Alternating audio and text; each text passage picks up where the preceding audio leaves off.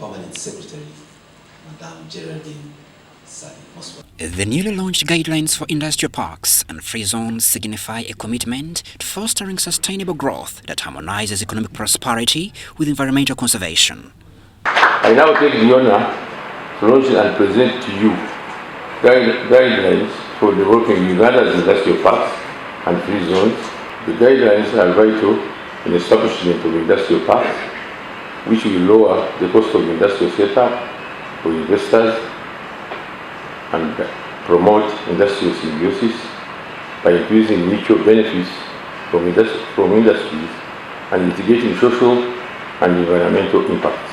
The guidelines are expected to offer the government a potentially valuable tool to overcome constraints in attracting investment by streamlining and setting up industrial parks.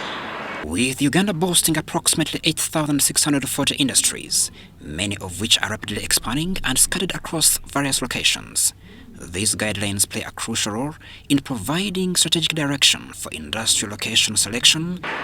The guidelines here help balance between the development that comes out of the industrialization and then the effects on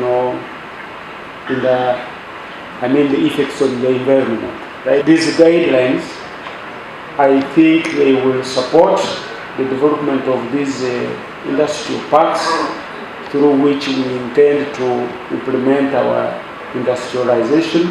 And I think what these guidelines are trying to do is to say, how can we do it in a cleaner and environmentally sustainable manner? MSMEs are big contributors, by the way, to this.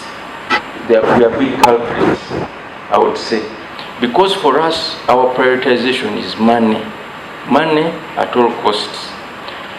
And if we are talking about the industrial parks and free zones, it's linked to our export ambitions. Because the whole point with free zones, we are saying, come and add value here.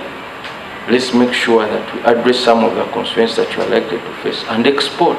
Currently, there are approximately 150,000 hectares of free land suitable for establishing special economic zones and industries.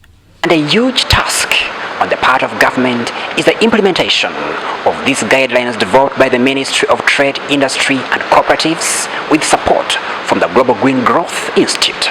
We are talking about industrial zones that have amenities for social living, accommodation, schools, hospitals.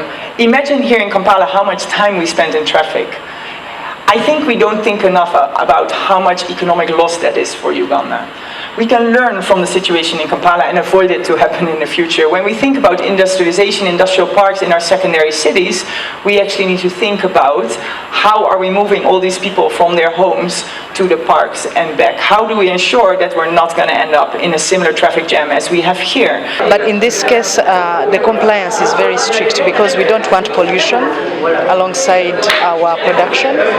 We don't want to antagonize our environment alongside production and development. We want to coexist. You know, we have all these small-scale factories.